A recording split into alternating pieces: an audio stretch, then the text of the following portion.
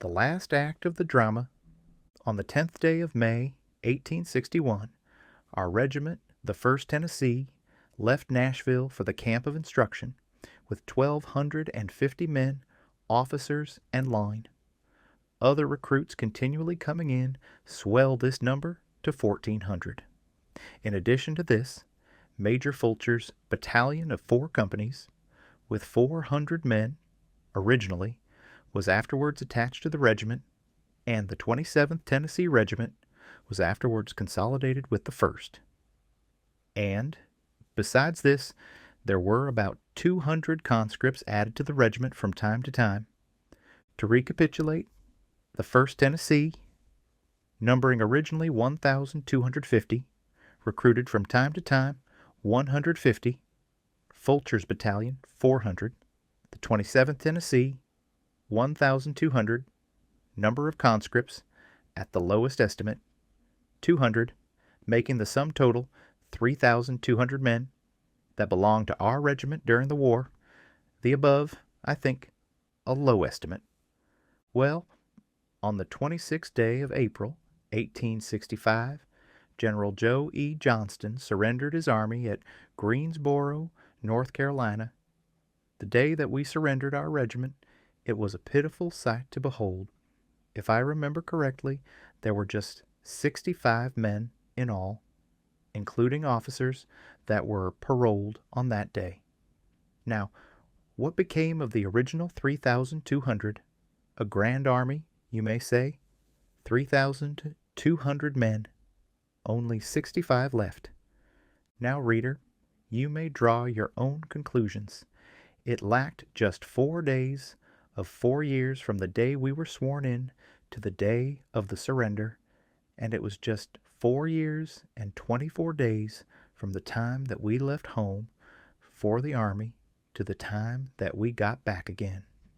It was indeed a sad sight to look at, the old 1st Tennessee Regiment, a mere squad of noble and brave men, gathered around the tattered flag that they had followed in every battle through that long war.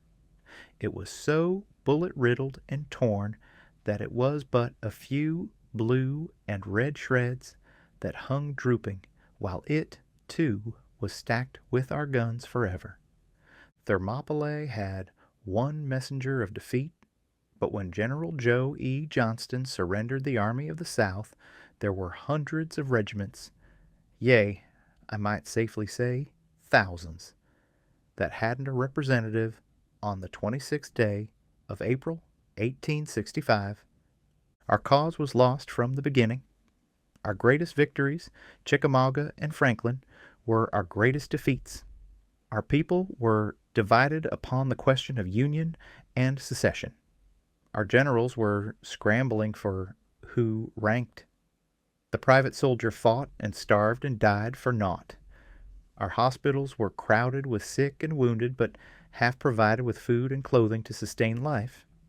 Our money was depreciated to naught, and our cause lost.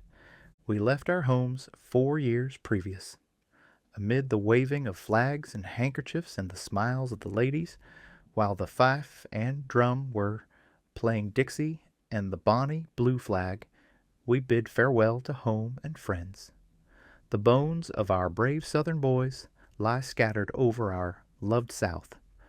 They fought for their country and gave their lives freely for that country's cause. And now they who survive sit, like Marius, amid the wreck of Carthage, sublime even in ruins. Other pens, abler than mine, will have to chronicle their glorious deeds of valor and devotion.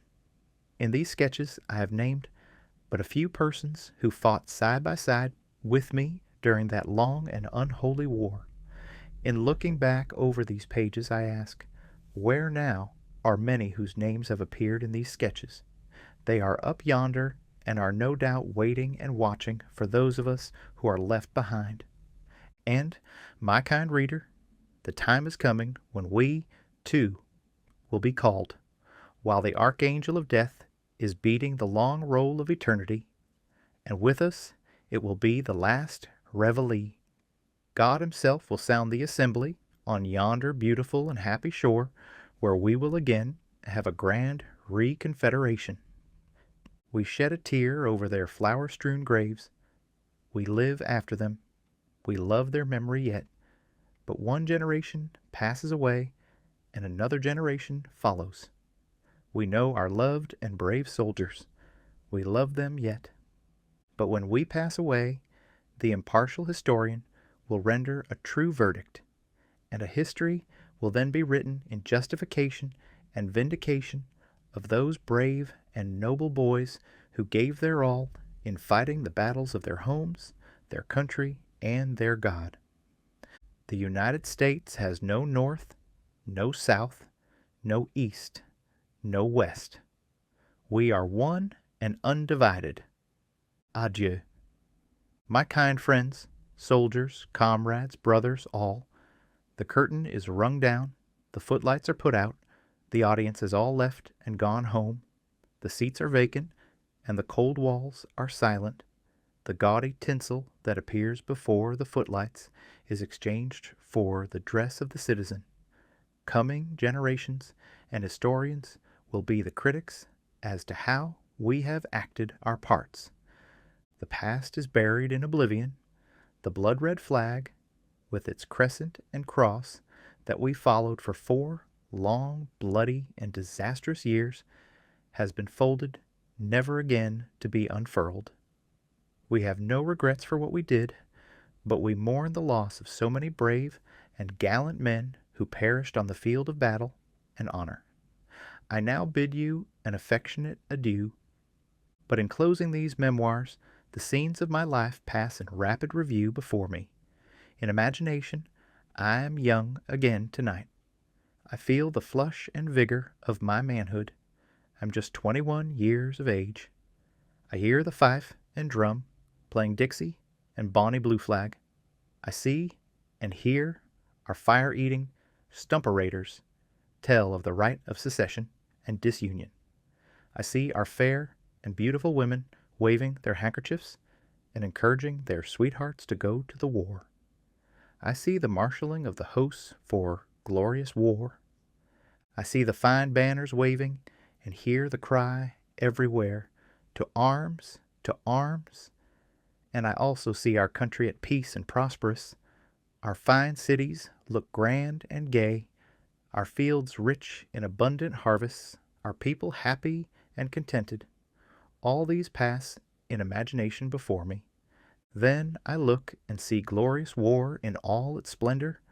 I hear the shout and charge, the boom of artillery, and the rattle of small arms. I see gaily dressed officers charging backwards and forwards upon their mettled war horse, clothed in the panoply of war. I see victory and conquest upon flying banners. I see our arms triumph in every battle. And oh, my friends, I see another scene. I see broken homes and broken hearts. I see war in all of its desolation. I see a country ruined and impoverished. I see a nation disfranchised and maltreated. I see a commonwealth forced to pay dishonest and fraudulent bonds that were issued to crush that people. I see sycophants licking the boots of the country's oppressor. I see other and many wrongs perpetrated upon a conquered people. But maybe it is but the ghosts and phantoms of a dreamy mind, or the wind as it whistles around our lonely cabin home. The past is buried in oblivion. The mantle of charity has long ago fallen upon those who think differently from us. We remember no longer wrongs and injustice done us by anyone on earth. We are willing to forget and forgive those who have wronged and falsified us. We look up above and beyond all these petty, groveling things and shake hands and forget the past. And while my imagination is like the weaver's shuttle, playing backward and forward through these 2 decades of time, I ask myself, are these things real? Did they happen? Are they being enacted today? Or are they the fancies of the imagination and forgetful reverie? Is it true that I have seen all these things? that they are real incidents in my life's history? Did I see those brave and noble countrymen of mine laid low in death and weltering in their blood? Did I see our country laid waste and in ruins? Did I see soldiers marching, the earth trembling and jarring beneath their measured tread? Did I see the ruins of smoldering cities and deserted homes? Did I see my comrades buried and see the violet and wildflowers bloom over their graves? Did I see the flag of my country that I had followed so long, furled to be no more unfurled forever? Surely they are but the vagaries of mine own imagination. Surely my fancies are running wild tonight. But hush! I now hear the approach of battle. That low, rumbling sound in the west is the roar of cannon in the distance. That rushing sound is the tread of soldiers. That quick, lurid glare is the flash that precedes the cannon's roar. And listen, that loud report that makes the earth tremble and jar and sway is but the bursting of a shell as it screams through the dark, tempestuous night. That black ebon cloud, where the lurid lightning flickers and flares, that is rolling through the heavens, is the smoke of battle. Beneath is being enacted a carnage of blood and death. Listen, the soldiers are charging now. The flashes and roaring now are blended with the shouts of soldiers and confusion of battle. But, reader, time has brought his changes since I, a young, ardent, and impetuous youth, burning with a lofty patriotism, first shouldered my musket to defend the rights of my country. Lifting the veil of the past, I see many manly forms, bright in youth and hope, standing in view by my side in Company Aytch, 1st Tennessee Regiment. Again I look, and half those forms are gone. Again, and gray locks, and wrinkled faces, and clouded brows stand before me.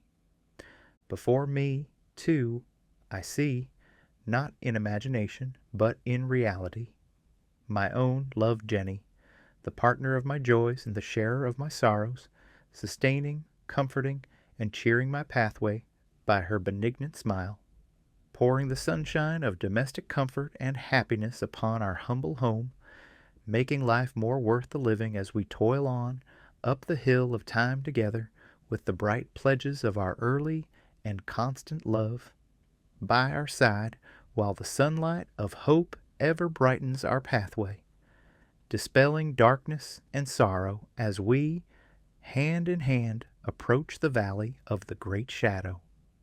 The tale is told, the world moves on, the sun shines as brightly as before, the flowers bloom as beautifully, the birds sing their carols as sweetly, the trees nod and bow their leafy tops as if slumbering in the breeze.